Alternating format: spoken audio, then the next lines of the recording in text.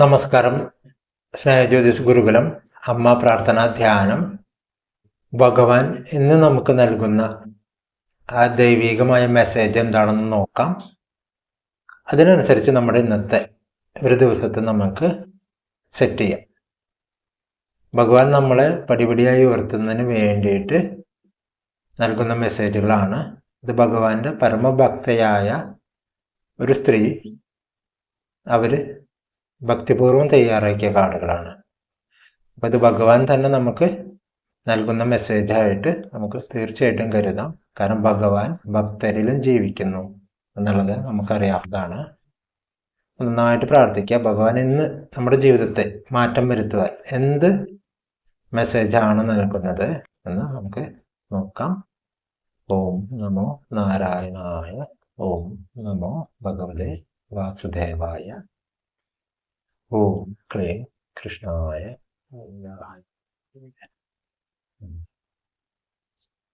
ഭഗവാൻ ഇന്ന് തരുന്ന മെസ്സേജ് നമ്മൾ സ്വീകരിക്കാൻ മനസ്സുകൊണ്ട് തയ്യാറായിരിക്കുന്നു.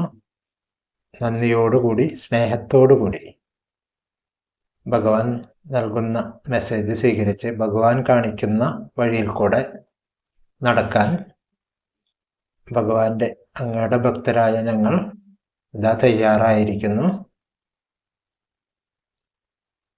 ഭഗവാന് നമുക്കുള്ള ഇന്നത്തെ മെസ്സേജ് നൽകിയാലും എന്ന് പ്രാർത്ഥിച്ച് നമ്മൾ ഇതിൽ നിന്നും ഒരു കാർഡ് എടുക്കുകയാണ്. ഭഗവാൻ കാണിക്കുന്ന ഒരു കാർഡ്. അപ്പൊ ഇതെടുത്തു ഞാൻ നമുക്ക് നോക്കാം ഭഗവാൻ എന്താണെന്ന്. സ്റ്റേ കണക്റ്റഡ് വിത്ത് ഇറ്റ് എന്നാണ് ഭഗവാൻ പറയുന്നത്. നല്ലൊരു മെസ്സേജ് ആണല്ലോ. Connect with the divine in you. Sit quietly, close your eyes and calm your mind. You will get answers to all your troubling questions. ഭഗവാൻ ഇന്ന് തന്നിരിക്കുന്ന ഏറ്റവും നല്ല മനോഹരമായൊരു കാർഡ്. ഭഗവാനോട് നന്ദി പറയാം. സ്റ്റേ കണക്റ്റഡ് വിത്തിന്, നമ്മുടെ ഉള്ളിലേക്ക് തന്നെ. കാരണം ഭഗവാൻ പറയുന്നുണ്ട് ഡിവൈൻ ഇൻ യു. നമ്മുടെ ഉള്ളിലുണ്ട് ഡിവൈനായിട്ടുള്ള ഒരു ചൈതന്യം. ആ ചൈതന്യത്തോട് കണക്ട് ചെയ്ത് നമ്മൾ ആവശ്യപ്പെടുന്ന, നമ്മൾ ആഗ്രഹിക്കുന്ന ചോദ്യങ്ങൾക്ക് ഉത്തരം അവിടെ നിന്ന് തരുന്ന. കാരണം ഇപ്പൊ നമ്മൾ ഈ നാമജപത്തിൽ, നമ്മളെ ചാനലിൽ നാമജപം ഡെയിലി ഉണ്ട്. 21 സംഖ്യയിൽ നിന്ന് തുടങ്ങി 1008 എത്തിക്കാനാണ് നമ്മൾ ചെയ്യുന്നത്. അപ്പൊ അത് നാമത്തിലേക്കും ശബ്ദത്തിലേക്കും മാത്രം ശ്രദ്ധിച്ചുകൊണ്ടുള്ളതാണ്. അത് നമ്മുടെ ഡിവൈനിറ്റി വർദ്ധിപ്പിക്കുന്നതാണ്, നമ്മുടെ ഉള്ളിലുള്ള ദൈവിക ചൈതന്യത്തെ ഉണർത്തുന്നതാണ്. പിന്നെ മെഡിറ്റേഷൻ നമ്മുടെ ഗ്രൂപ്പിൽ ഉണ്ട്, നമ്മൾ ചാനലിലുണ്ട്, ഗ്രൂപ്പിൽ ഡയറക്റ്റ് എടുക്കുന്നുണ്ട്. അതൊക്കെ നമ്മളെ സൂചിപ്പിക്കുന്നത് നമ്മുടെ ഉള്ളിലുള്ള ഡിവൈനിറ്റിനെ കണക്ട് ചെയ്യാനാണ്. അപ്പൊ ഈ നാമജപമാണെങ്കിലും ആ ഒരു മെഡിറ്റേഷൻ ധ്യാനമാണെങ്കിലും നമ്മുടെ ഉള്ളിലുള്ള ആ ഡിവൈൻ ദൈവത്തിന്റെ തന്നെ ഒരു അംശം നമ്മുടെ ഉള്ളിലുണ്ട്. അതിനെ കണക്ട് ചെയ്യുക. അപ്പൊ നമുക്ക് വേണ്ട ആൻസേഴ്സ്, നമുക്ക് വേണ്ട എന്ത് ചോദ്യങ്ങൾക്കുള്ള ഉത്തരം അവിടെ നിന്ന് കിട്ടും. ഭഗവാൻ നമ്മുടെ ഉള്ളിലുള്ള ചൈതന്യത്തിൽ കൂടി നമുക്ക് നൽകും എന്ന് ഉറപ്പിച്ച് പറയാണ്. നമ്മളിൽ വിശ്വസിക്കാനാണ് ഭഗവാൻ സൂചന തരുന്നത്. എന്താണ്? നിങ്ങൾ നിങ്ങളിൽ വിശ്വസിക്കുക എന്നാണ് ഇതില്. കാരണം നമുക്ക് നമ്മളെ വിശ്വാസമില്ല, നമ്മുടെ കഴിവുകളെ വിശ്വാസമില്ല, ഭഗവാൻ നമ്മുടെ ഉള്ളിലുണ്ടെന്നുള്ളതിൽ വിശ്വാസമില്ല. ഇതൊന്നും വിശ്വാസമില്ലാതെ നമ്മൾ പുറമേണ് എല്ലാം തേടുന്നത്. അപ്പൊ അങ്ങനെയല്ല ചെയ്യേണ്ടത് എന്ന് ഭഗവാൻ നമുക്ക് ഓർമ്മപ്പെടുത്തുകയാണ്, നമുക്ക് അറിവ് പകർന്നു തരികയാണ്. സ്റ്റേ കണക്റ്റഡ് വിത്തിൻ കേട്ടോ. Connect with the divine in you എന്നാ ഭഗവാൻ പറയുന്നത്. സിറ്റ് ക്വയറ്റ്ലി, ശാന്തമായിട്ട് കണ്ണുകൾ അടച്ചുകൊണ്ട് ഇരിക്കുക.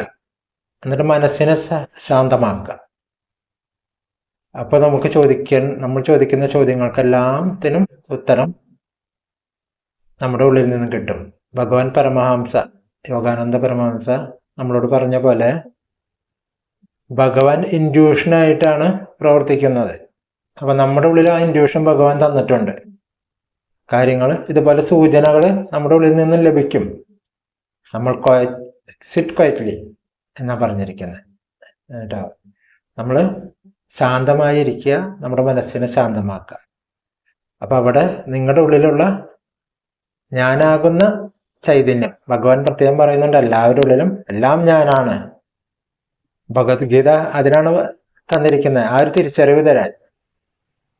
ഈ പ്രപഞ്ചം ഞാനാണ്, എല്ലാം ഞാനാണ്, നിങ്ങളും ഞാനാണ് എന്ന്. അപ്പൊ ആ നിങ്ങളുടെ ഉള്ളിലും ഭഗവാൻ പറയാണ് നമ്മളോട്, നിങ്ങളുടെ ഉള്ളിലും ഞാനുണ്ട്. നിങ്ങൾ അതെന്തേ നോക്കാത്തത്? അതെന്ത് ശ്രദ്ധിക്കാത്തത്? നിങ്ങൾ അതിനെ എന്തേ കാണാത്തത്?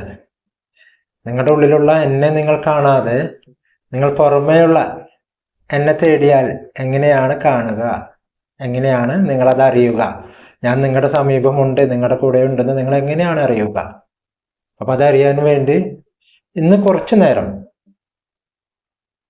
നമ്മൾ ശാന്തമായി ഇരിക്കാനാ പറയുന്നത്.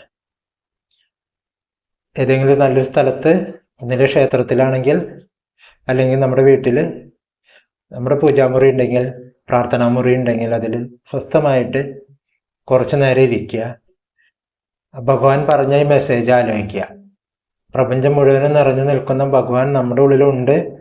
നിങ്ങളത് കാണാതെ, നിങ്ങളത് അറിയാതെ ഈ ഒരു ജീവിതമാകുന്ന ഓട്ടത്തിൽ കൂടെ ഇനിയും ഓടിക്കൊണ്ടിരിക്കരുത്. നിങ്ങൾക്ക് വേണ്ട ആൻസർ എല്ലാം കിട്ടുന്ന പറയുന്നത് ഭഗവാൻ കേട്ടോ. ഇതിൽ പറയുന്നുണ്ട്, you will get answers to all your troubling questions എന്ന് പറഞ്ഞിരിക്കുന്നത്. നിങ്ങൾക്ക് കുഴപ്പത്തിലാക്കുന്ന ക്വസ്റ്റ്യൻസിന്റെ കൂടി മറുപടി കിട്ടും.